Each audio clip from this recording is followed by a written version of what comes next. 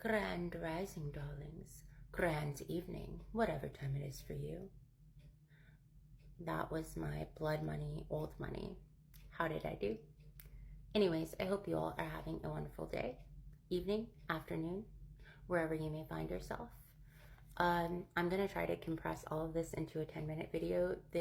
A few days ago, I posted a video talking about last wave Ascension, and I deleted it and said I'd come back and talk about it because there was some information that I wanted to add. Well, I have done that, so we'll see if I can just compress it all into this video. For this message, I suggest that you step outside of the confines of your mind and into the role of the objective observer. So I'll start with my theory on the universe. The universe is infinitely expanding and collapsing into itself, infinitely all of the time. It is a cosmic donut of sorts. It is both birthing and dying, exploding and imploding, evolving and devolving. And this happens constantly, infinitely. Within the pygmy space between these two dual potentials of creation and death is where reality sits. That is the now moment. In this pygmy space between dual potential, you can pull from either energetic space, whether that be expansive and creative light energy or destruction and death and implosion energy. Everything within this perceivable and non-perceivable reality is built on this dualistic mathematical principle of duality. And everything is mirrored from that truth. This is also expressed within the human expression and the human experience. There are beings here who are meant to embody and exude light and creative force and energy. There are also beings here who are here to devour, engulf, and express death energy. Both are acting in accordance with what they are here to express and do, in accordance with the grand design, divine timing, and the cycle of death and creation. So this is in alignment with the grand design and the dual potential of creation and destruction, being expressed in human form. Some express light and life force, and others express death and destruction. I've coined the death energy as being black hole souls. They only suck in, they do not exude. But they are just as much a part of the natural design and cycle as light beings are. So let me break down why and how that is, and how this connects to last wave Ascension. So think about the relationships that you've had with the black hole soul energy. They tend to be catalysts for the light beings. They are catalysts for fast track ascension, right? So how this works is, in the beginning of our journeys, we are operating with a fragmented or broken mirror. A lot of times this happens due to trauma and just through being within the system that we currently operate in. You may not be aware of all of the truth of your being and the light that you exude, but these black hole souls are. And so that is why in the beginning of many of these relationships with a black hole soul energy, any light fragments, any part of your fractured mirror that you have not yet brought into your conscious awareness and therefore have not integrated and aren't exuding what's not in use, they can cloak in those fragmented parts, those light fragments of you, and they can mirror them back to you, which is why in the beginning of many of these relationships we view these beings as being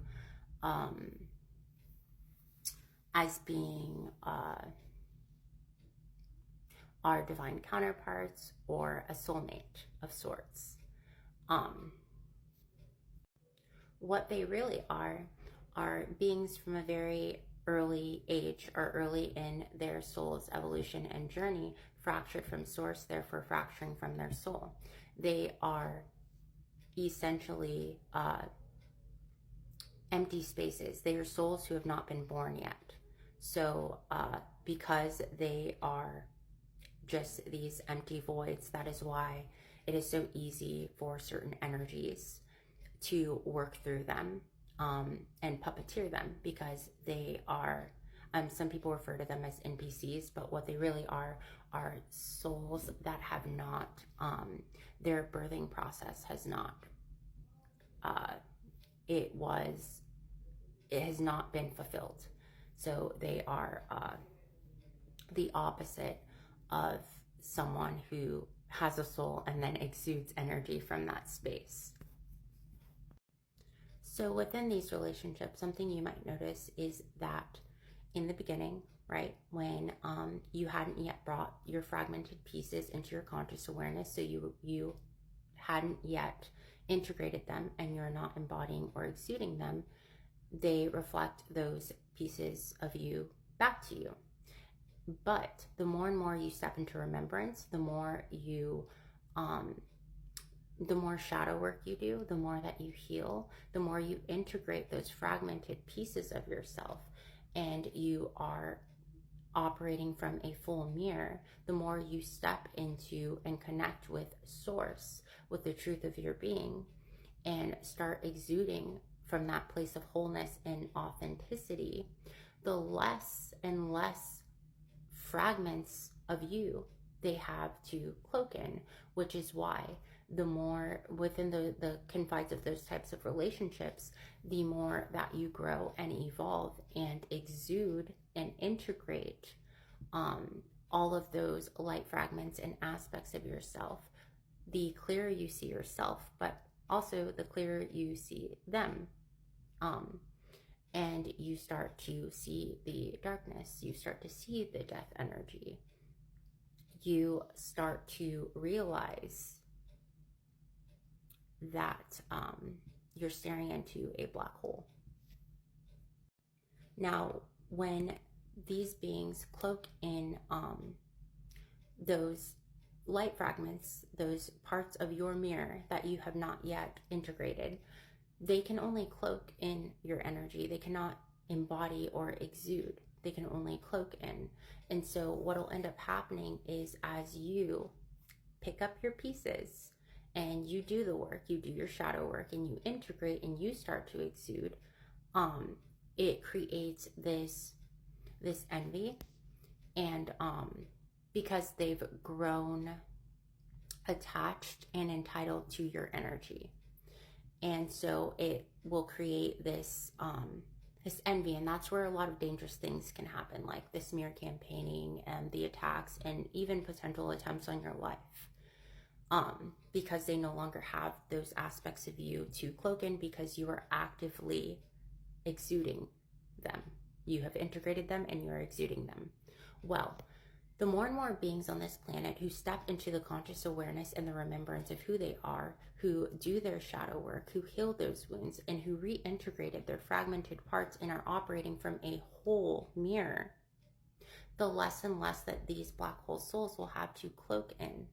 And once there is no light fragments left to cloak in, they will be left with their black hole soul, their unborn soul, and so they will fall into their own black hole and therein be rebirthed. Some will make it through that death and rebirth process, and others won't. This is evolution, but this is also last wave ascension. That is who the last wave ascension beings are. They are the ones who have been here just sucking in and cloaking in light, but have their soul evolution journey hasn't even begun yet. They have not been born as a soul, but they will be once everyone's operating with their full mirror. Anyways, I'm sending y'all so much love to the universe and beyond. I hope that this makes sense. I might speak on it more at a later date, but I hope you all have a wonderful day, evening, or night. Bye. Grand rising, grand evening, whatever time it is for you. So a few days ago, I shared a video about last wave ascension and the black hole soul. Well, this time of year is when the veil is the thinnest, and I received a very clear message and a push to share a little bit more information in reference to last wave ascension and the black hole soul. If you have not watched that video, I suggest that you go watch it. It is titled Last Wave Ascension. That way you have more context and you can follow the message that I have for you here today. So the other aspect of this last wave ascension of the black hole soul is that once everyone is operating with their full mirrors intact, everywhere these black hole soul beings used to look outside of themselves for mirror fragments, for light fragments of others to cloak in, to emulate, and to hide behind their infinite mask, and the energy that they depended on to suck into their insatiable black hole souls. Once all these mirrored light fragments are integrated and in use, and collectively everyone's operating from a full whole mirror, they will only be met with mirrors, full mirrors, reflecting back light, reflecting back truth, shining a light on the black hole of a soul that they will be unable to cloak. This exposure to light and their affinity to run and hide from it is what will push them into their black hole soul. They will be met with only a sea of mirrors reflecting back truth. And since their entire identities were built on illusion and lies, they will have nowhere to run but inside, back into their singularity, to be birthed, rebirthed, just as the universe was birthed from that very same black hole, that very same singularity. Some will get stuck at the event horizon and phase out of this human experience altogether. So when this last wave ascension, this last wave rises and it falls, do not be alarmed if there are a influx in mass self exits amongst those we've deemed as elite, as prominent, amongst the false lights and the false idols. For these are simply the beings who were unable to face their black mirror, who were unable to face truth, who were unable to stand before the light of the sun, who were unable to face themselves, unable to surrender to the rebirth process. This is not personal, it's vibrational. It's the evolution of consciousness. It is the evolution of the soul. And as I stated in my last video, the reason why these black holes, souls, have been doing nothing but sucking in and taking, usurping and cloaking in the energy of those who are here to exude, embody, integrate, and exude light, is because their soul's evolution, their soul's growth and birthing process was stagnated at a very early age from whatever traumatic event or dynamic. From a very early age, these black hole souls fracture from source. They fracture from life essence. They fracture from light. And instead of being a light fragmented mirror that who needs to have their light aspects reflected back to them and then brought into the conscious awareness to be integrated, those shadows, those wounds to be integrated, since they have disconnected from source, from that cosmic flow of energy that connects all things, that stunted and stopped that process. And so therein creates the black hole and the black mirror. a mirror that can only suck in light, and that can only emulate and cloak in the light of others and what others authentically exude. But this is last wave ascension. That will be the last wave ascension. It will be the black hole souls, the black mirrors.